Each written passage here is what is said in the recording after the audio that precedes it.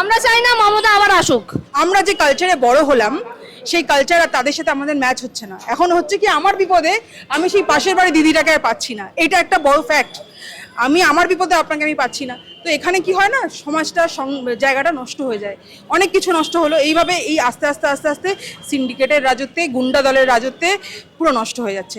আমরা নর্মালি রাত 9টার সময় বেরোতে ভয় পাই। কেন ভয় পাচ্ছি? যে না, রাত্রেবেলা আমরা কোনো গলি থেকে বা পাড়ার মোড় থেকে যেতে আগে আমরা এটা ভাববো যে ওই পাড়ার ওই কয়েকটা ছেলে বসে মদ খাচ্ছে, ওখানে গাজার ঠেক। আমরা এখন জানছি, দেখছি বাচ্চাদের যে আমরা বাইরে বের করব, তারা কি শিখবে আগামী জেনারেশনে। তাই আমরা এখনই, শুধু মহিলা নয়, এখন সাধারণ মানুষরা চাইছেন, একদম মন থেকে চাইছেন যে এইবারে শুধু মমতা ব্যানার্জির রাজ্য নয়, এটা হচ্ছে আমাদের রাজ্য। কারণ মন্ত্রী, এমএলএ, এমপিরা সব দুর্নীতিতে গ্রস্ত। একদম নিচুতলা থেকে সিন্ডিকেট, একটা সিন্ডিকেট রাজ পশ্চিমবাংলা চলছে। স্বাস্থ্য ব্যবস্থাটা একদম পুরো ভেঙে পড়েছে। মাননীয় মুখ্যমন্ত্রীর হাতে যে সমস্ত দপ্তরগুলো আছে, সেই দপ্তরগুলো কোনোটাই সফলভাবে কাজ করতে পারেনি। যেরকম শিক্ষা ব্যবস্থা, পরিবহন ব্যবস্থা। আমরা আগে রাস্তাঘাটে গেলে বেরোলে সরকারি বাস দেখতে পেতাম, সরকারি বাসের ডিপোতে আমরা লাইন দিয়ে সরকারি বাসের জন্য আমরা রাস্তাঘাটে বেরোতাম।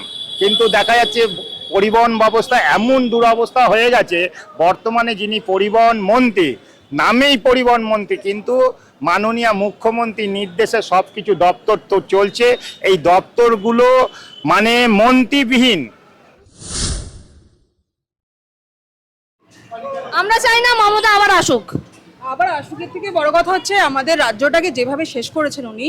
কিভাবে শেষ করেছে? কিভাবে শেষ করেছে বলতে, পাড়ায় পাড়ায় গলি গলিতে এক একটা সিন্ডিকেটের গুন্ডা আছে। সেই গুন্ডা রাজত্বে কি হচ্ছে, প্রত্যেকটা গলিগুলির মানুষ, সাধারণ মানুষের ক্ষতি করে দিচ্ছে। কি করে ক্ষতি করছে? এই যে যত পুকুর আছে, পুকুরগুলো একটা একটা করে বুঝে যাচ্ছে, যেটা আমরা ছোটবেলা থেকে দেখে বড় হলাম, সেই এখন খুঁজে দেখতে গেলে একটাও পুকুর আমরা দেখতে পাই না। আগে আমরা দেখতাম চারিদিকে সবুজ, কত গাছপালা, জঙ্গল, পাখি, পশু, কত কিছু দেখতাম। এখন সেগুলো দেখা যায় না। না আছে গাছ, না আছে পুকুর, না আছে ন্যাচারালিটি, যেটা আমরা দেখতে চাই। নর্মালি পুকুর গেল বুঝে, যত বড় বড় ছোট ছোট মানে সিঙ্গেল বাড়িঘর ছিল, সেগুলো ভেঙে ভেঙে সব প্লট করে ওরা ফ্ল্যাট বানিয়ে দিচ্ছে। বাইরে থেকে লোকজন আসছেন, এবং হয় না যে কোনো মানুষ যদি ফ্ল্যাট কিনে আমাদের এখানে আসছেন, আমরা যে কালচারে বড় হলাম সেই কালচার আর তাদের সাথে আমাদের ম্যাচ হচ্ছে না। এখন হচ্ছে কি আমার বিপদে আমি সেই পাশের বাড়ি দিদিটাকে আর পাচ্ছি না, এটা একটা বড় ফ্যাক্ট। আমি আমার বিপদে আপনাকে আমি পাচ্ছি না, তো এখানে কি হয় না, সমাজটা জায়গাটা নষ্ট হয়ে যায়, অনেক কিছু নষ্ট হলো এইভাবে। এই আস্তে আস্তে আস্তে আস্তে সিন্ডিকেটের রাজত্বে, গুন্ডা দলের রাজত্বে পুরো নষ্ট হয়ে যাচ্ছে। আমরা নর্মালি রাত 9টার সময় বেরোতে ভয় পাই।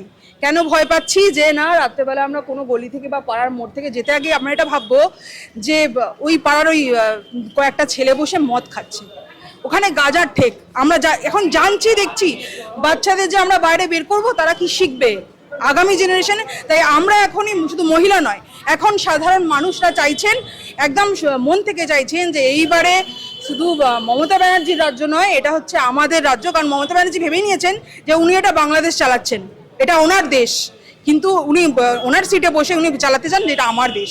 এটা আপনার দেশ নয়, এটা হচ্ছে ভারতবর্ষ, স্বাধীন ভারতবর্ষ, যেখানে প্রত্যেকটা নারী স্বাধীনভাবে বাঁচতে পারে, তাই তো? সেই অনুযায়ী আমরা পুরো রাজ্যের প্রত্যেকটা মহিলা, প্রত্যেকটা পুরুষ মানুষ এখন চাইছি যে এইবারে বিজেপি আসছে, এসে গেছে। আমরা শুধু প্রিপারেশন নিচ্ছি যে 4 তারিখে আমরা একদম গেরুয়া আবিরে খেলবো, খুব মজা করবো। আর এটাই হবে, আমরাও চাই গেরুয়া আসুক, আমরা আবির খেলবো। 4 তারিখে আমরা আছি, আমরা আবির খেলবো।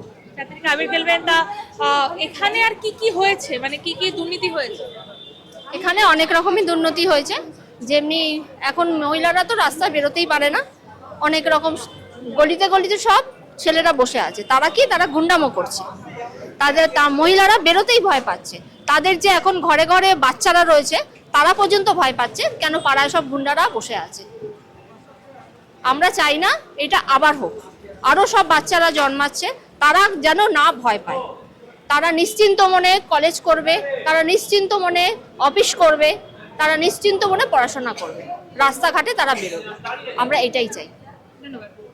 দুর্নীতি হয়েছে আমরা জানি, কয়লা চুরি, চাল চুরি, স্বাস্থ্যক্ষেত্রে আমরা দেখছি দুর্নীতি হয়েছে। তারপরে মনে হয় এই সরকার থাকবে না। না, এই সরকার থাকবে না, এই সরকার থাকবে না, এই সোরের সরকার থাকবে না। এবার বিজেপি সরকার আসবে ক্ষমতায়। তবে নারী সুরক্ষিত থাকবে, সব কিছু সুরক্ষিত থাকবে। ঠিক আছে, এই সরকার যদি আবার ফের আসে না, তাহলে মহিলারা সুরক্ষিত থাকতে পারবে না। ঠিক আছে, কোনো উন্নয়ন হবে না, স্কুল কলেজ সব বন্ধ হয়ে যাবে। হ্যাঁ, সবাই জানে যে চাল চোর, কয়লা চোর, গরু চোর সব চুরি করে দুর্নীতি একদম পুরো শেষ করে দিয়েছে। ঠিক আছে, হ্যাঁ। বর্তমানে যা শাসন ব্যবস্থা, তাতে করে মনে হয় 2026 সালে কোনো রকম চান্স আছে মমতা সরকার জেতার?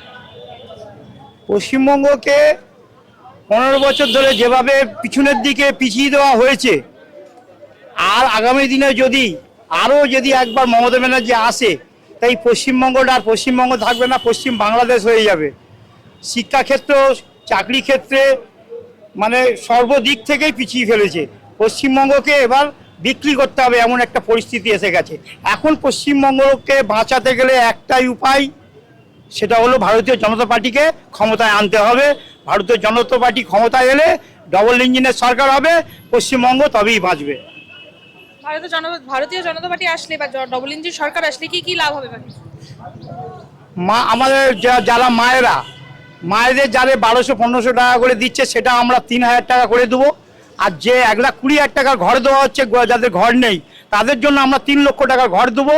আর 45 দিনের মধ্যে আমরা সপ্তম পে কমিশন চালু করে দেবো। আর যে কল কারখানা কোম্পানি আমাদের 15 বছর কিছু পাইনি, যারা আজকে আমাদের পশ্চিমবঙ্গের সিঙ্গুরে যাওয়ার পর থেকে কোনো কোম্পানি আসেনি, সেটাকে আমরা নতুন করে আবার নতুন কর্মসংস্থান করব, যেখানে আমাদের পশ্চিমবঙ্গের লোকেদের বাইরের রাজ্যে আর কাজ করতে যেতে হবে না। আমরা এই রাজ্যেতেই একটা কর্মের হাব করব। প্রধানমন্ত্রী আমাদের রাস্তা সন্দেশখালী, আমি গীতাবার বলে যাচ্ছি, আমি সন্দেশখালী, আমার বাড়ি বেড়মুচি ঝুপখালী 1-2 নম্বর অঞ্চল থেকে আমি এসেছি, প্রপার সন্দেশখালী থানা, সন্দেশখালী। আমি বলছি আমার বাড়িতে যাবেন, গিয়ে দেখুন উন্নয়নের রাস্তা, কল আছে, জল নেই। কেন? আমাদের কি রাস্তা আছে, তোমার হচ্ছে ইট পাটকে বেজে রাস্তায় পড়ে গেলে মানে সমান হয়ে যাবে, কিন্তু কেন আমাদের অপরাধ কি? আমরা বিজেপি করি বলে, আমরা এই দিদিকে ভালোবেসে গত 13 বছর ভোট দিয়েছিলাম।